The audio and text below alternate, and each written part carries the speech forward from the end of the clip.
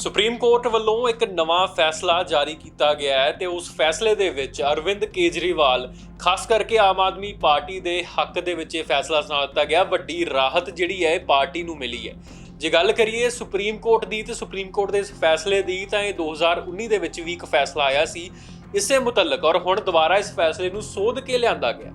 5 memory committee ਜਿਹੜੀ ਹੈ ਉਹ ਜੱਜਾਂ ਦੀ ਬੈਠਦੀ ਹੈ। ਸੁਪਰੀਮ ਕੋਰਟ ਦੇ ਜੱਜਸ ਦੀ 5 ਮੈਂਬਰੀ ਕਮੇਟੀ ਦੇ ਸਾਹਮਣੇ ਇਹ ਫੈਸਲਾ ਲਿਆ ਜਾਂਦਾ। 5 ਮੈਂਬਰੀ ਕਮੇਟੀ ਵੱਲੋਂ ਇਹ ਫੈਸਲਾ ਲਿਆ ਜਾਂਦਾ ਤੇ ਇਸ ਫੈਸਲੇ ਦੇ ਵਿੱਚ ਹੁਣ ਦਿੱਲੀ ਵਿਧਾਨ ਸਭਾ ਨੂੰ ਵੀ ਵੱਡੇ ਅਧਿਕਾਰ ਦੇ ਦਿੱਤੇ ਗਏ ਨੇ। ਜਿੱਥੇ ਇੱਕ ਲੜਾਈ ਚੱਲ ਰਹੀ ਸੀ ਪਾਵਰ ਦੀ, ਸੱਤਾ ਦੀ, ਉੱਥੇ ਹੀ ਹੁਣ ਉਸ ਲੜਾਈ ਦੇ ਵਿੱਚ ਅਰਵਿੰਦ ਕੇਜਰੀਵਾਲ ਤੇ ਆਮ ਆਦਮੀ ਪਾਰਟੀ ਦੀ ਜਿੱਤ ਹੋਈ ਦਿਖਾਈ ਦੇ ਰਹੀ ਹੈ। ਇੱਕ ਪਾਸੇ ਤਾਂ ਉਪ ਰਾਜਪਾਲ ਅਤੇ ਦੂਜੇ ਪਾਸੇ ਦਿੱਲੀ ਦੀ ਆਮ ਆਦਮੀ ਪਾਰਟੀ, ਦਿੱਲੀ ਦੀ ਜਿਹੜੀ ਸਰਕਾਰ ਹੈ ਉਹ ਸੀ।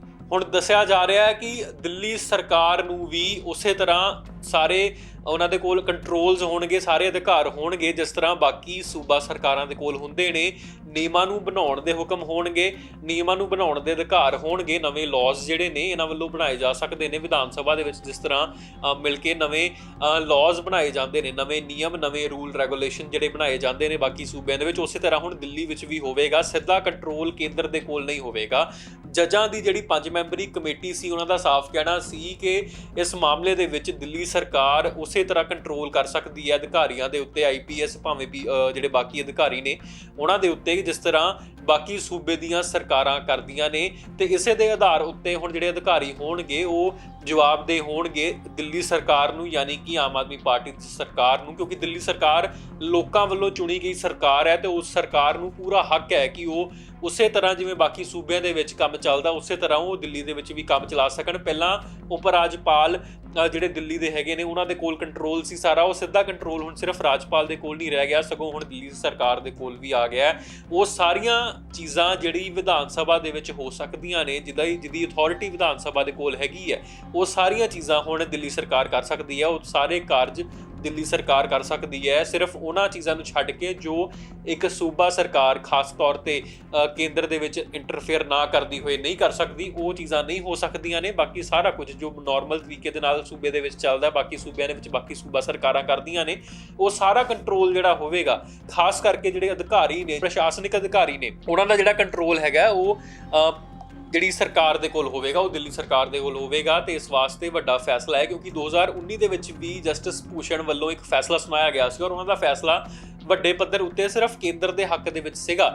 ਕੇਂਦਰ ਦੇ ਹੱਕ ਵਿੱਚ ਫੈਸਲਾ ਸੁਣਾ ਦਿੱਤਾ ਗਿਆ ਸੀ, ਪਰ ਹੁਣ ਇੱਕ ਵਾਰ ਦੁਬਾਰਾ ਇਸ ਫੈਸਲੇ ਨੂੰ ਸਾਹਮਣੇ ਲਿਆਂਦਾ ਗਿਆ ਤੇ 5 ਮੈਂਬਰੀ ਕਮੇਟੀ ਜਿਹੜੀ ਹੈ, ਜਿਸ ਵਿੱਚ DY ਚੰਦਰਚੂੜ ਜਿਹੜੇ ਹੈਗੇ ਨੇ, ਜਸਟਿਸ DY ਚੰਦਰਚੂੜ ਨੇ, ਨਾਲ ਹੋਰ ਉਹਨਾਂ ਦੇ ਜਿਹੜੇ ਸਾਥੀ ਜੱਜਸ ਹੈਗੇ ਨੇ, ਉਹਨਾਂ ਦੀ ਇੱਕ ਕਮੇਟੀ ਬਣਾਈ ਜਾਂਦੀ ਹੈ ਤੇ ਉਸ ਕਮੇਟੀ ਵੱਲੋਂ ਇਹ ਫੈਸਲਾ ਲੈ ਲਿਆ ਜਾਂਦਾ ਹੈ। ਤੇ ਇਸ ਫੈਸਲੇ ਦੇ ਵਿੱਚ ਹੁਣ ਦਿੱਲੀ ਸਰਕਾਰ ਦਾ ਪੱਖ ਵੀ ਪੂਰਿਆ ਗਿਆ। ਇੱਕ ਪਾਸੇ ਤਾਂ ਕੇਂਦਰ ਸਰਕਾਰ ਹੈ, ਇੱਕ ਪਾਸੇ ਰਾਜਪਾਲ ਹੈ, ਇੱਕ ਪਾਸੇ ਦਿੱਲੀ ਦੀ ਸਰਕਾਰ ਹੈ, ਇੱਕ ਪਾਸੇ ਉਹ ਸਰਕਾਰ ਹੈ ਜਿਹੜੀ ਲੋਕਾਂ ਨੇ ਚੁਣੀ ਹੋਈ ਹੈ। ਲੋਕਾਂ ਨੇ ਚੁਣ ਕੇ ਮੁੱਖ ਮੰਤਰੀ ਬਣਾਇਆ ਅਰਵਿੰਦ ਕੇਜਰੀਵਾਲ ਨੂੰ, ਉਹਨਾਂ ਦਾ ਕੈਬਨਿਟ ਹੈ, ਔਰ ਦੂਜੇ ਪਾਸੇ ਦਿੱਲੀ ਦੀ ਸਰਕਾਰ ਹੈ ਔਰ ਦੂਜੇ ਪਾਸੇ ਕੇਂਦਰ ਦੀ ਸਰਕਾਰ ਹੈ। ਇਸ ਪੂਰੇ ਮਾਮਲੇ ਨੂੰ ਲੈ ਕੇ ਹੁਣ ਇਹ ਫੈਸਲਾ ਸੁਣਾ ਦਿੱਤਾ ਗਿਆ ਹੈ ਕਿ ਜਿਹੜਾ ਕੰਟਰੋਲ ਹੈਗਾ ਉਹ ਵਿਧਾਨ ਸਭਾ ਦੇ ਵਿੱਚ ਵੀ ਹੋਵੇਗਾ, ਦਿੱਲੀ ਦੀ ਵਿਧਾਨ ਸਭਾ ਵਿੱਚ ਵੀ ਕੰਟਰੋਲ ਹੋਵੇਗਾ, ਦਿੱਲੀ ਸਰਕਾਰ ਕੋਲ ਵੀ ਕੰਟਰੋਲ ਹੋਵੇਗਾ। ਇਹ ਸਾਰਾ ਕੰਟਰੋਲ ਕੇਂਦਰ ਦੇ ਕੋਲ ਹੀ ਨਹੀਂ ਰਹਿ ਜਾਏਗਾ। ਸਾਰੇ ਜਿਹੜੇ ਪ੍ਰਸ਼ਾਸਨਿਕ ਅਧਿਕਾਰੀ ਨੇ, ਸਾਰੇ ਪੁਲਿਸ ਬਲ ਨੇ, ਉਹਨਾਂ ਦਾ ਕੰਟਰੋਲ ਕੇਂਦਰ ਸਰਕਾਰ ਕੋਲ ਹੀ ਨਹੀਂ ਰਹੇਗਾ, ਉਹ ਉਹਨਾਂ ਦਾ ਕੰਟਰੋਲ ਦਿੱਲੀ ਸਰਕਾਰ ਕੋਲ ਹੋਵੇਗਾ। ਕੇਂਦਰ ਸਰਕਾਰ ਜੋ ਪੂਰੇ ਦਿੱਲੀ ਨੂੰ ਕੰਟਰੋਲ ਕਰ ਰਹੀ ਸੀ ਸੂਤਰਾਂ ਮੁਤਾਬਕ ਪਹਿਲਾਂ ਕਥਿਤ ਤੌਰ ਤੇ, ਉਹ ਹੁਣ ਸਿਰਫ ਕੇਂਦਰ ਸਰਕਾਰ ਨਹੀਂ ਕਰੇਗੀ। ਕੇਂਦਰ ਸਰਕਾਰ ਸਿਰਫ ਉਹਨਾਂ ਚੀਜ਼ਾਂ ਨੂੰ ਕੰਟਰੋਲ ਕਰੇਗੀ ਜਿਹੜੀਆਂ ਉਹ ਕੇਂਦਰ ਸਰਕਾਰ ਦੀਆਂ ਹੱਦਾਂ ਦੇ ਵਿੱਚ ਨੇ।